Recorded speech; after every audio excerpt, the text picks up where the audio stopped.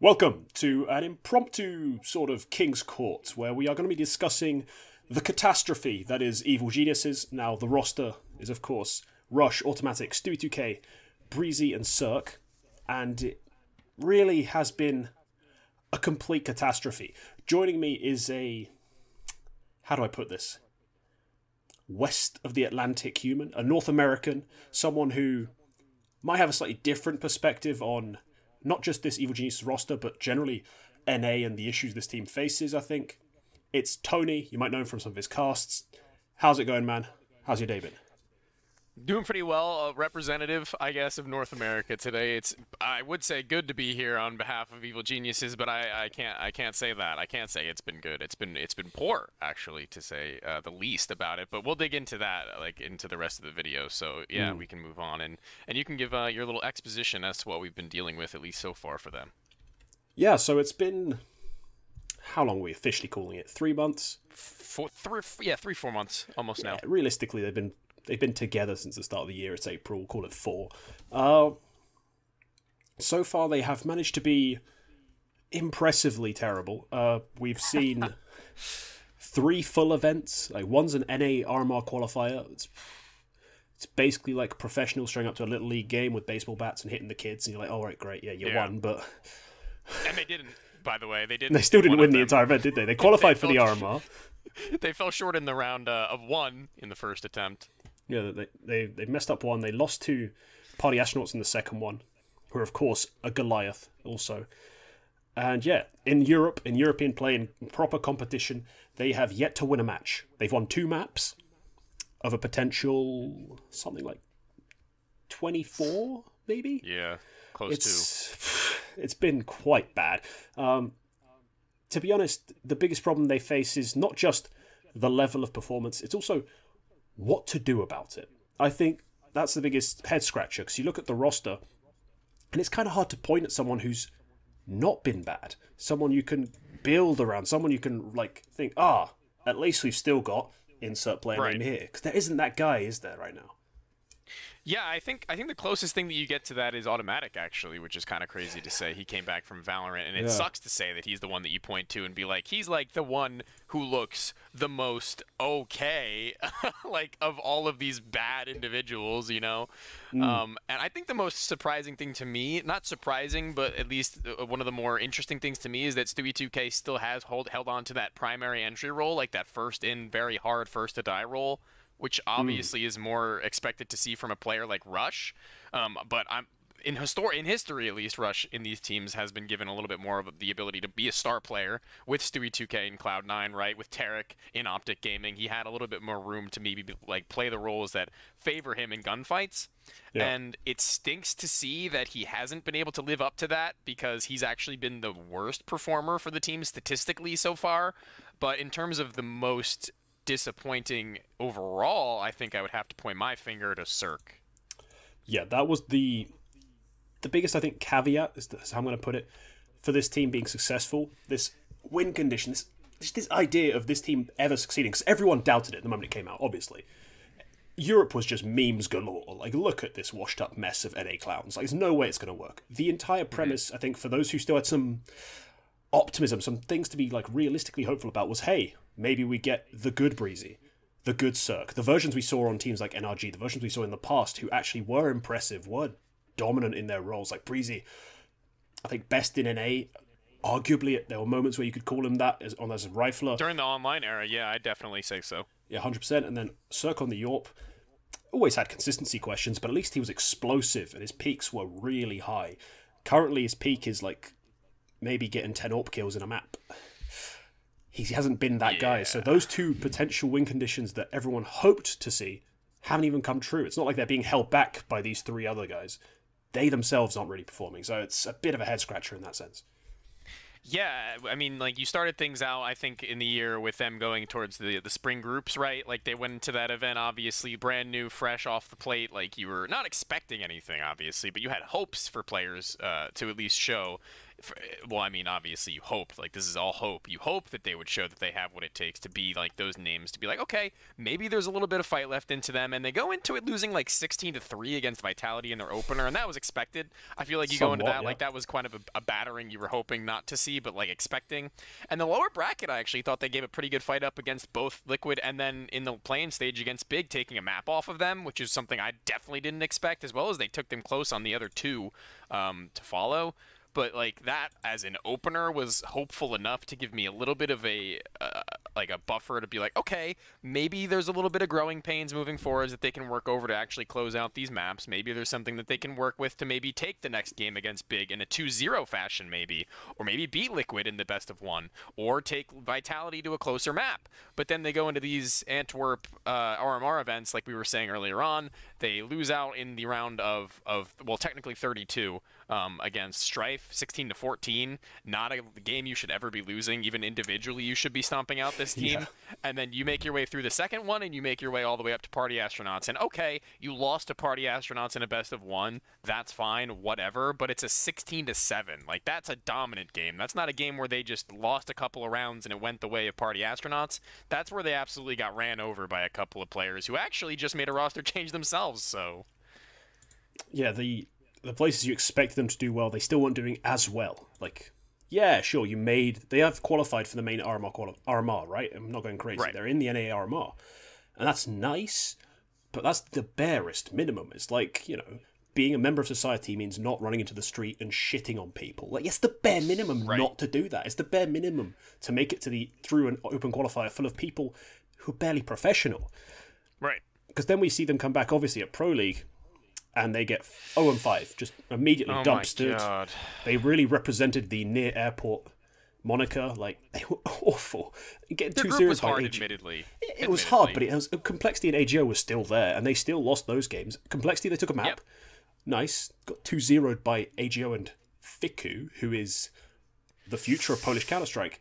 But that's not as big a statement as you might think it is. Like, they're still AGO. This is a team you should beat every day of the week. So they haven't gone forward. Also, yeah, they're not getting aimed on. Like, that's it. That's the thing, though. We brought up earlier the last Premier Spring groups. You're like, this was nice. Next time we'll see something better, and we didn't. We saw something worse. Like, yeah. How have they not progressed? I think at the end of the day, obviously, like, not a fixable problem, but the problem is that they're not even winning out the games that they should be winning based on aim alone. Like, they're going into games and losing out purely based on individual skill against teams that have never even seen a top 1 international LAN S tier, never even seen a playoff stage at an S tier LAN, let alone 3 major winners coming back into this one, as well as Breeze and Cirque, who both have an S tier LAN under their belt. Actually, I think they might have 2 by now. I'm not quite sure, but I'm almost certain they have 2 by now. One with Stanislaw, I think, and then another one with Daps, or at least it might have been an A tier LAN that they had won out. But regardless of that fact, these players should have the mental fortitude as well as the individual prowess without tactics blowing people out of the water to win out these maps just on their own talent. That should be the case, but they're not. So moving forwards, it's like, okay, what do you look at? Do you take a stab at a better in-game leader than Stewie2K to pull the team together? Do you take a stab at an individual from, like, Europe, or maybe, like, buy out a top NA talent who isn't absolutely garbage mentally? But, like, where do you go from here? Like, I don't know. Honestly, at this point, seeing as the Orgless project's dead, like, all these teams are talking about this, that, and the other change. By the way, North American Advanced just ended. The season just ended, right? Yeah. And I'm pretty sure that not even half of the teams survived that made playoffs. Fuck. Playoff teams. What a mess. And I'm not even talking like 1 or 2 roster changes. I'm talking like overhauls or disbandments entirely. Like, that's bad. Sheesh. Moving into the next, like, year of North American CS. All of these teams at, like, a semi-decent professional level are going to have no one to pick from.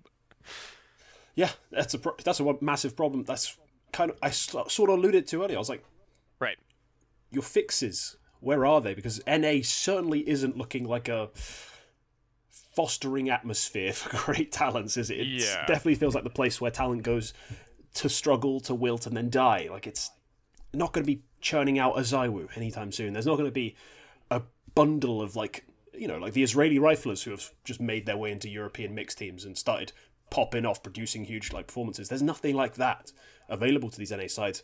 If a long time ago they all decided to start learning Spanish, there's probably a decent amount of talent to pick from in South America.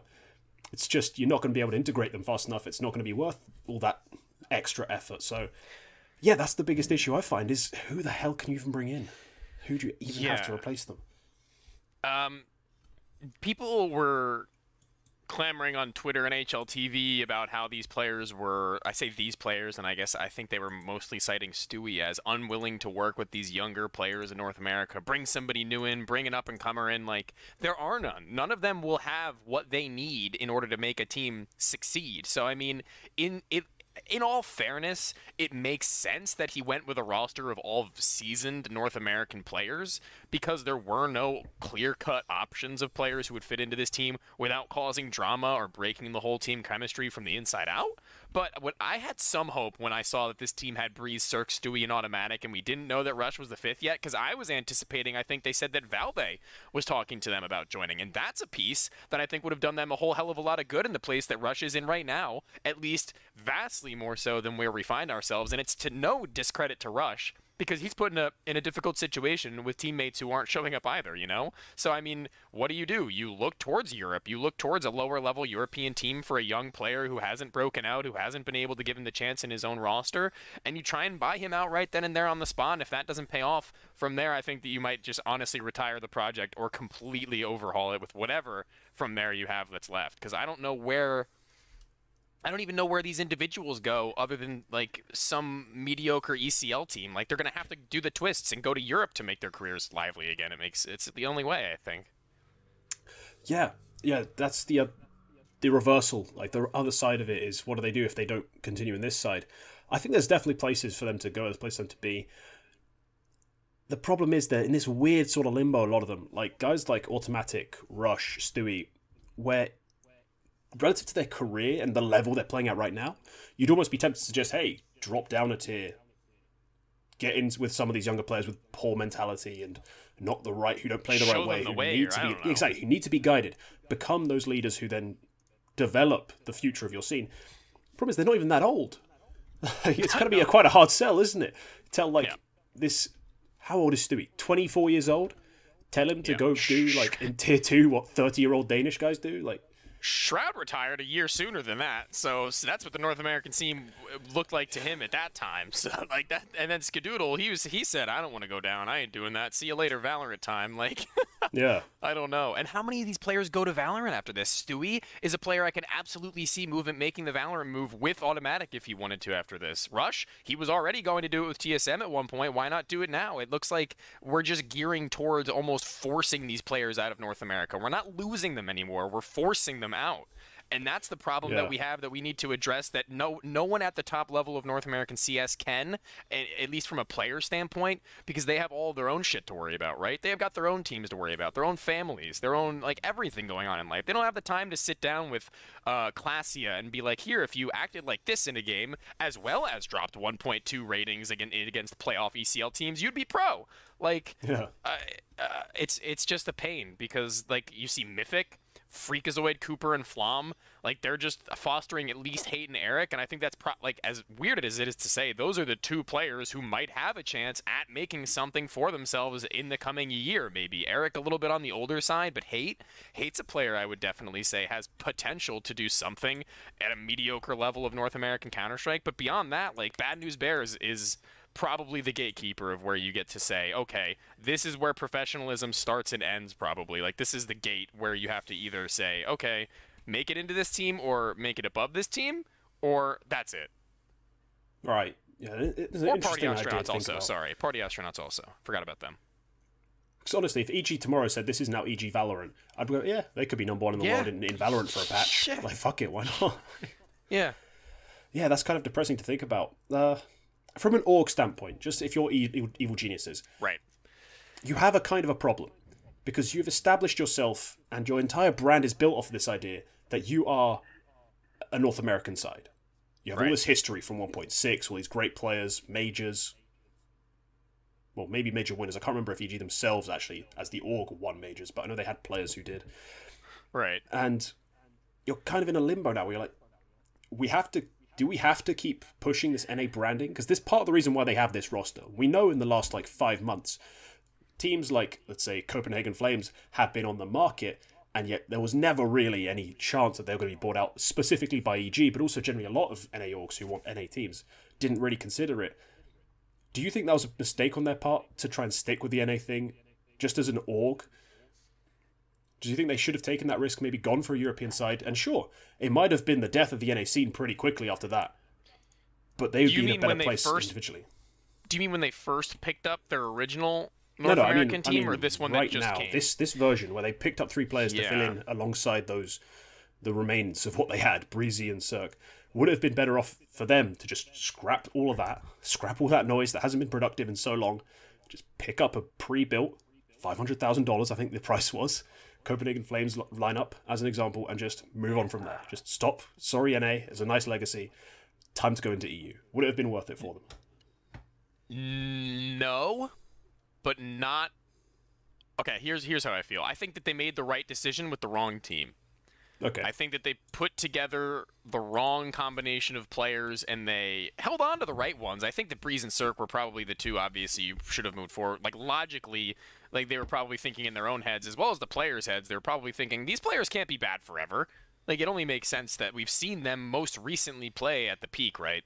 So, it made some sense. But putting together the 3 players that they didn't make a whole lot of sense to me. At that point, I would have honestly have bought out ATK and given them a little bit more funding to buy maybe a player or two that they weren't able to afford earlier. They've got Bodenmaster right now from Sweden. They were able to swing that. And you can see already that team is probably putting together more results in terms of just, making each other look like a cohesive unit than EG are, at least, despite being at a lower level. If you give these lower level players and teams a little bit more funding, I think that you can definitely swing something more strong together, and I think that they kind of went for a dream formula, something that they could never hope to all come together at one time and be this beautiful hold hands and rejoice North American Counter-Strike is back. At that point, I think they should have just waited, maybe even not paid those players who they did, and just seen, okay, what are they going to do? Are they going to go to Valorant and show us that our investment was their only reason that they were going to stick around? Is that all that they have? Do they not have the fight into them to stick with this game?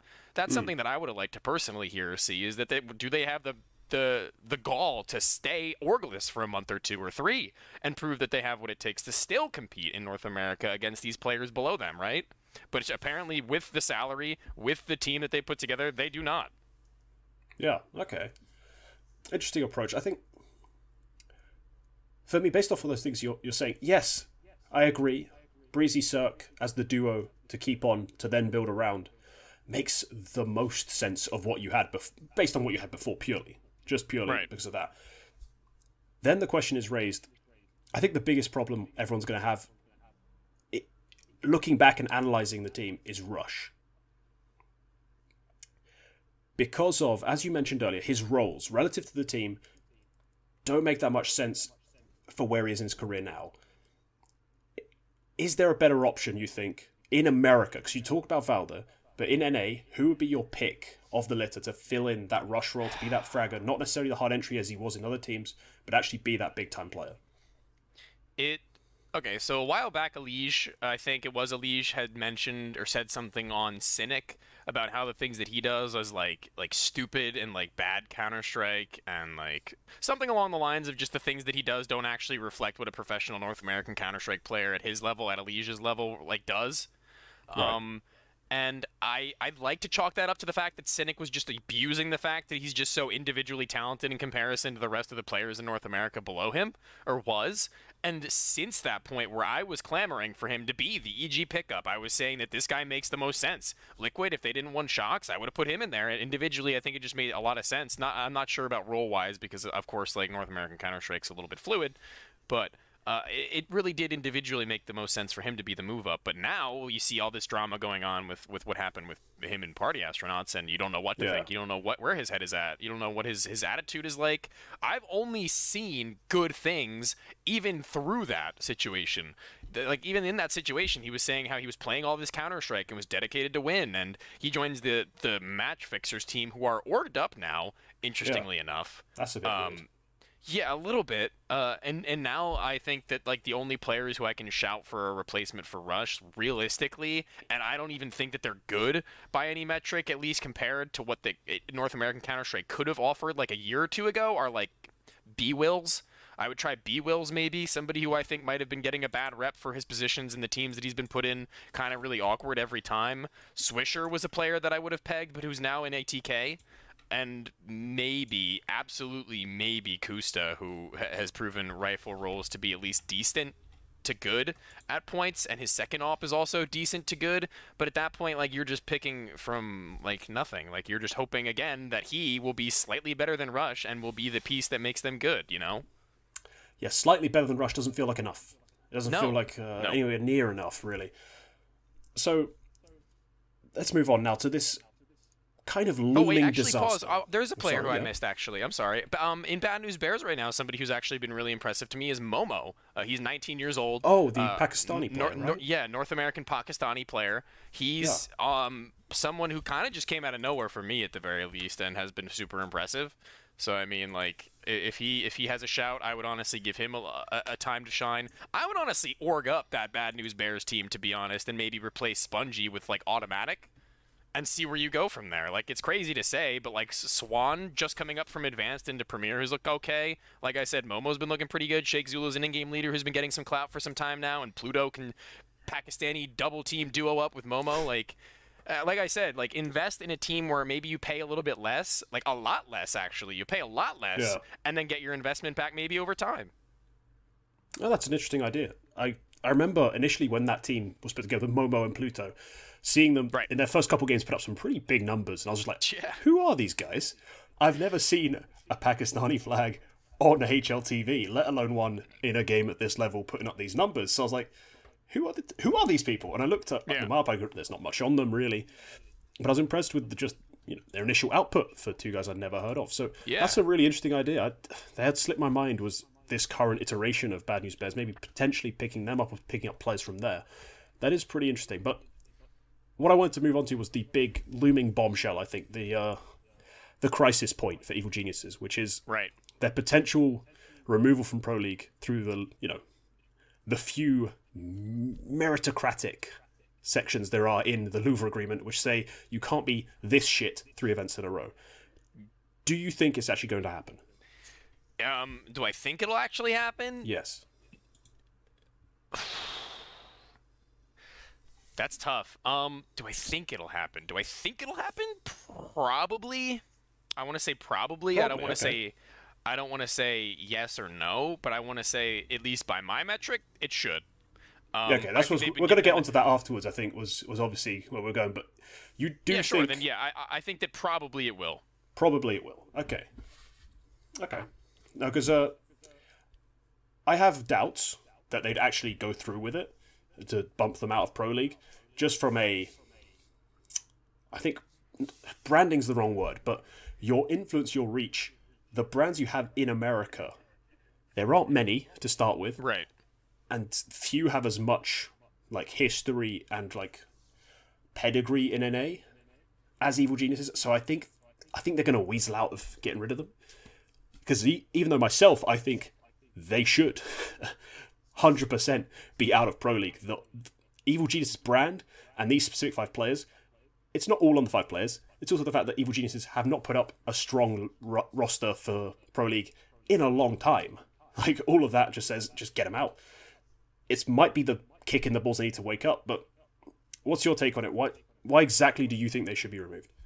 Yeah, you were saying just a second ago how it's been quite a number of seasons now since Evil Geniuses have produced any sort of roster that's really made things look competitive, and they're a permanent partner team, and they're being made to look like fools by some of these other rosters in the same league. Like, I personally would have liked to see them play up against the other 0-5 teams just to see what would have happened. For reference, are Sprout, who I think would have absolutely battered them, Party Astronauts, who I think would have taken them to 3 maps, and looking for Org, who I think also possibly at least would have taken them to 3 maps, seeing as they were 2-0'd by a team like AGO, and looking for Org is hungry as hell to get an organization. They've looked like a team who've had the hunger to maybe beat out some of these teams in best of ones and things like that, and slight maybe upsets in best of threes in their own region out of nowhere. But like, I think we need to see something between now and the next Pro League needs to happen before the agreement is broken, I guess. Like, maybe not right now remove them, but they need to show some sort of a sign of life. I need something. So you want another event, basically where they have a better performance. You want an event so that they stay. Is that essentially what it is? Yeah. It's one more event before we make that final decision. Oh my God, JKS. What am I thinking? JKS. I don't know why I didn't think of that. He's a player who they could have obviously gone for or asked and seen what he was up to. I think that's somebody with a pedigree they could have actually bumped their play up a lot. And then from there, sorry, we were backtracking a little bit. We're tangenting quite hard, but yeah. Yeah. In terms of Oppers, like, dude, they could go anywhere for Oppers if Cirque isn't panning out for them. So I think their options definitely aren't limited. It's just a matter of who wants to put the time into playing with them, I guess. But yeah, like you're saying, I think if I'm an ESL representative, if I'm the one who's given the choice, okay, EG stay, EG go. I'm like, all right, let's give them one more event and then make this choice. Because we've got a while until Pro League 16 comes up, obviously, with 15 not even over yet. Playoffs actually active right now. NIP 0-1 down to Ents and losing on map number 2 also. Yeah, so, it's not looking good for NIP, but hey, they weren't really expected to make it this far anyway, so they'll be happy with it. But yeah, so back they have a little bit of time. Front. They have a little bit of time. Just a little bit. I'd say like the 6-month mark is both EG and ESL's deadline to be like, all right, let's make some choices. So in June, we should hear the end of it. Like, we should be either... By June. By June, we should be saying they're still in next Pro League, whatever, here's another attempt, or gone, just gone. Yeah. Down to Tier 2 with you. Okay. Just think about how many... Let's actually think about it like this. Go to HLTV real fast, go onto the rankings, and now pull up what the teams were for this last season of Pro League, and let's list teams who I think or you think could be over them right now. Because I'm sure that we can at least come up with a good number in the top 40. Like, it's ridiculous how many for starters, teams I think play Flames. better Counter-Strike. Yeah, Copenhagen Flames. I mean, dude, there's all the tier 1.5 teams, your Heats, your Forza, Ecstatics. Entropic. Dude, look at the teams who are actually ESL World Ranking teams. There are so many World Ranking teams that could beat them out. Players, heroic, outsiders, like, oh, man. Yeah, there are many, many teams just generally in the world who could be better than this Evil Geniuses side is right now. None of them, unfortunately, have the Twitter following of Evil Geniuses and their roster, which is, I think, the only reason this kick hasn't happened like that. Yeah. If it wasn't Evil Geniuses, let's say it's one of the EU lower teams, like the weaker EU partner teams. Let's say it's Mouse, and they finished 0-5 like 3 seasons in a row with this roster. Yeah, I think they'd be gone already. If they wouldn't have hesitated, they'd have pulled the triggers as soon as they could.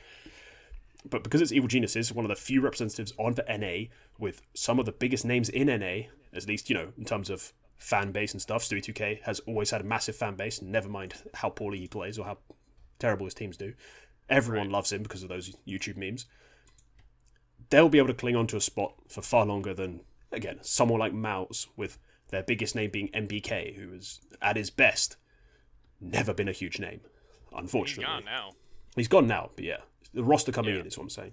And they're losing their home crowd support. Like, even the people in North America are kind of saying, all right, how much longer, Like, it's not like everybody's like, no, let's go. We can do it. We'll pull it together. Up by the bootstrap. Like, no one's saying that. No one's saying that. True. The problem is just they have enough of a following. Like, people are too aware of them. Like, they get too much attention. And that's ultimately it. It's not about positive or negative, really, anymore. It's just about eyes on the prize. Like, eyes on this team are far too strong to really have them cut immediately. But, yeah.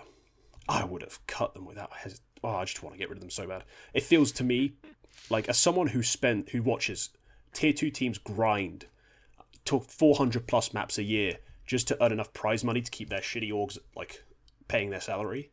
Right. It feels like such a smack in the face to watch Evil Geniuses just piss on opportunity after opportunity, just because the players obviously are the ones playing poorly, but it's also the team who just keep. The org who keeps putting them forth for events. Like, they're getting banked to do it. Yeah, exactly. Like, you're our team. We want to be represented by this 5, who will go and lose to literally everyone, including AGO. Not even one of the good tier 2 teams. Like, I just can't. It frustrates me to no end. Like, we're going to reach the end of this year. They're going to be still somehow higher rated than half the teams in tier 2. Like, the rankings will be higher. They'll still be playing in the Pro League. And yet there will be so fucking, like, so much worse than everyone who they outrank or outclass, at least by the ESL system, because they're in Pro League. It's actually stupid. That's just the most tilting part of it, is knowing there's people who deserve that shot who will never get it because of our, like, closed system that keeps these shitters competing over the likes of those Heats, those Skates, those Copenhagen Flames who fucking grind. And the few opportunities they get, they smash. It's just they don't get enough of them. That's all I've got. I mean, pretty much of a. I mean, anything beyond this would be overkill, beating a dead horse, wouldn't it? There's not much more to say.